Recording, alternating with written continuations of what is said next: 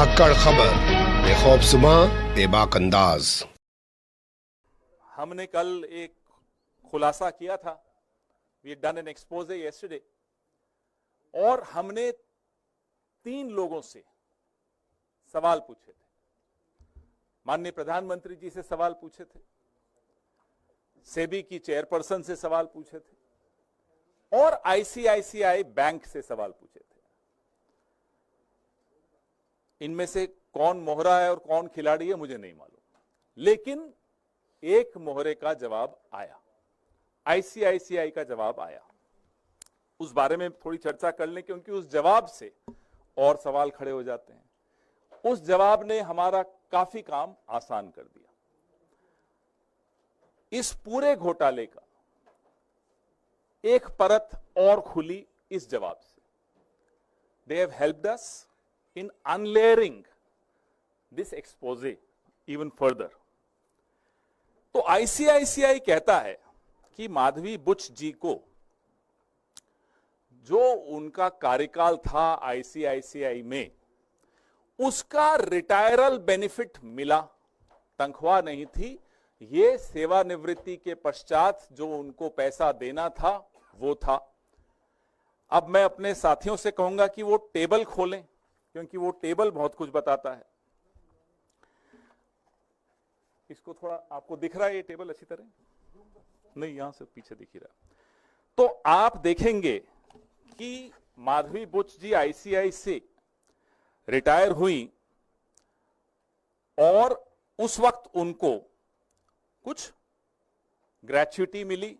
Table में आप देखिए 71,90,000 2013-14 में उनको ग्रेच्युटी मिली। उसके आगे लिखा हुआ है अलाउंस ग्रेच्युटी फंड। 2014-15 में 5,36,08,825 रुपए, ये हम मान लेते हैं 1 मिनट के लिए कि ये रिटायरमेंट कम्यूटेड जो पेंशन है ये उनको मिल गई। चलिए मान लिया। उसके बाद मुझे एक बात बताइए कि किसी भी व्यक्ति को रिटायरमेंट के पश्चात हर साल पेंशन का अमाउंट बदलता रहता है क्या? बीच में बंद हो जाता है क्या और फिर से शुरू हो जाता है क्या? कभी हुआ ऐसा?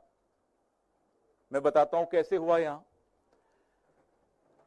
अगर 2014-15 में सब सेटलमेंट हो गई आईसीआईसीआई की और माधवी बुच जी की, और 2015-16 में उस टेबल में आप देखिए कि उनको वहां से कुछ नहीं मिला, नो सैलरी लिखा हुआ है, तो फिर 2016-17 में फिर से क्यों मिलनी शुरू हो गई? ये ऐसी कौन सी पेंशन है? सेटलमेंट हो गया, 5 करोड़ के लगभग आपने दे दिया, ग्रेच्युटी आपने दे दी, फिर आपने देना बंद कर दिया, लेकिन 16-17 में फिर से शुरू कर दिया। ये बड़ी चमत्कारिक पेंशन है, फिर से मिल गई।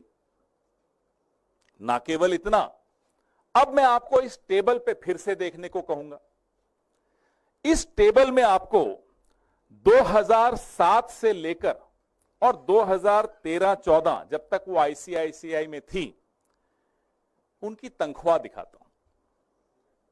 एवरेज अगर आप इसकी निकालेंगे, if you take out the average salary, annual salary of Madhabi P Buch ji when she was in the ICICI between 2007-8 and 2013-14, the average comes out to be 130 lakhs, 1 crore 30 lakhs, 1 crore 30 lakh.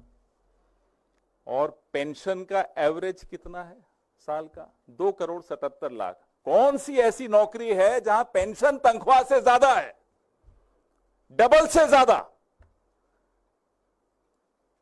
ये तो हमें मालूम ही नहीं था। ये तो कल आईसीआईसीआई के जवाब जब आए तो रिसर्च की। पेंशन से ज्यादा तनख्वाह होती है, हमने बचपन से सुना था। तनख्वाह से ज्यादा पेंशन न्यू इंडिया में आने लग गई, कुछ लोगों को मिलती है। उसके लिए आपको मोहरा बनना पड़ता है, उसके लिए आपको प्यादा बनना पड़ता है। हम इस बात का जवाब, आईसीआईसीआई से हमें कोई गुरेज नहीं है, वो दे दें, हमें कोई दिक्कत नहीं। उम्मीद है कि माधवी पी बुच जी ये टेबल देखेंगी और जवाब देंगी कि ये 16-17 को फिर से पेंशन क्यों मिलनी शुरू हो गई, तथाकथित pension, the so called pension. वैसे मैं आपको बता दूं, ये वही साल है जब वो सेबी में होल टाइम मेंबर बन गई थी।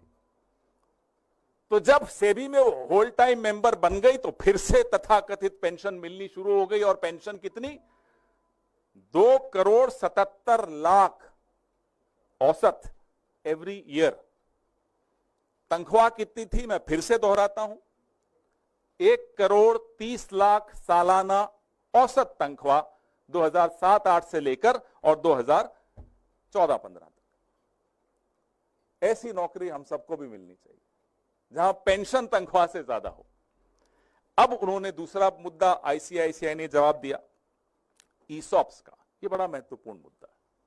जो एम्प्लॉइज स्टॉक ऑप्शन है, आईसीआईसीआई कहता है कि हमारे एम्प्लॉइज इंक्लूडिंग रिटायर्ड एम्प्लॉइज के पास एक चॉइस होती है एक्सरसाइज करने की अपना ईसॉप 10 साल वेस्टिंग के बाद तक।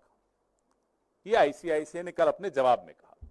अब मैं आपका ध्यान आकर्षित करता हूं, जो उनकी ईसॉप पॉलिसी यूएस की, जैसे हमारे यहां सेबी होता है, यूएस में एसईसी होता है।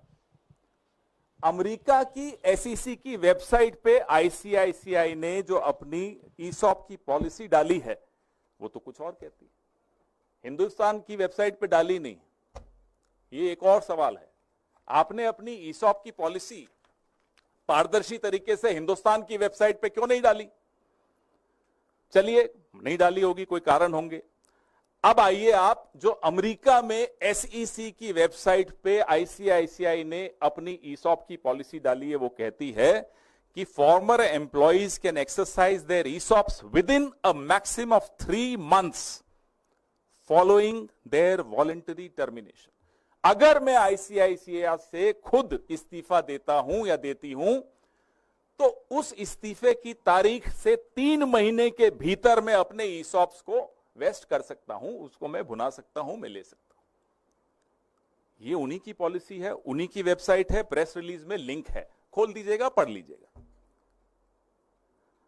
तो ये 8 साल बाद माधवी बुच जी इस्तीफा देने के 8 साल बाद ईसॉप भुना रही हैं। ये कौन सी पॉलिसी के तहत भुना रही है? नई पॉलिसी कहां है, कौन सी वेबसाइट पे है? आईसीआईसीआई हमें बताए। We demand to know from ICICI. We can only go by the website of SEC where you have uploaded your policy which says that within 3 months of voluntary termination you can exercise your ESOPs.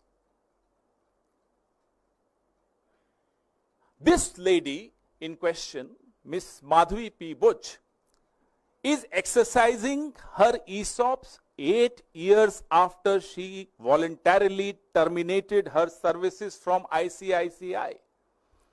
And strangely, the benefit that accrued to her coincided with her tenure in SEBI. अब जो share का value बढ़ा इस company की, उस बढ़ी हुई value में इन्होंने एक्सरसाइज किया अपना ईसॉप। और ये बड़ी अजीब सा संयोग है कि तब ये सेबी में थी।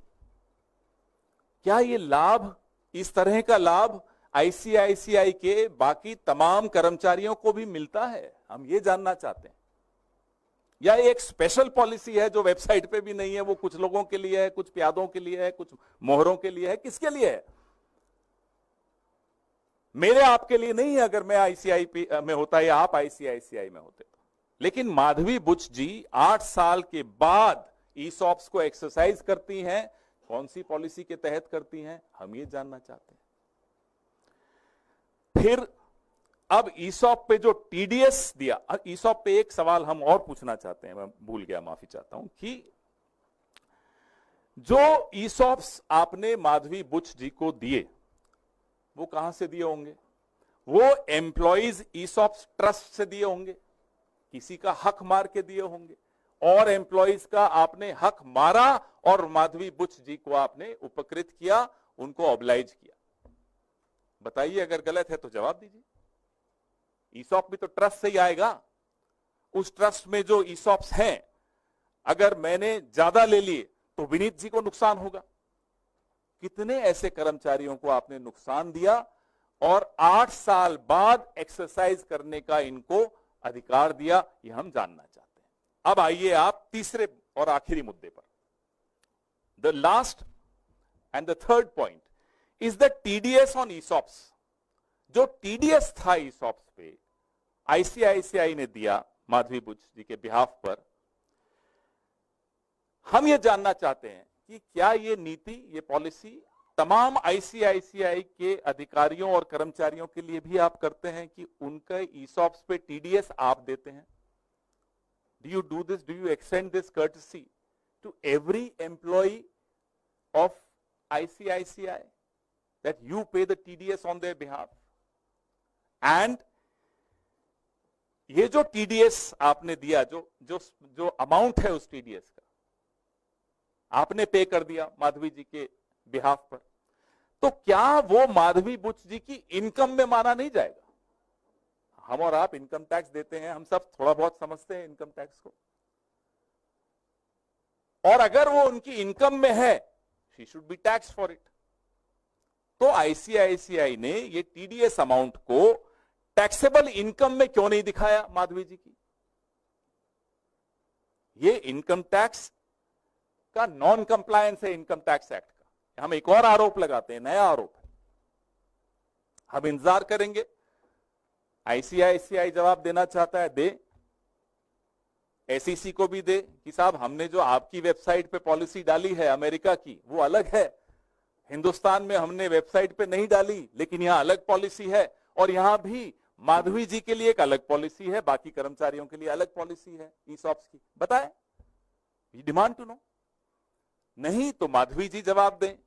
हमने कल भी उनको आग्रह किया था कि आप खुद जवाब दीजिए, नहीं तो हम हर दूसरे दिन आएंगे, कुछ नई बातें करेंगे, कुछ नए खुलासे करेंगे, क्योंकि अभी तो ये शुरुआत है। As I said, this is the tip of the iceberg.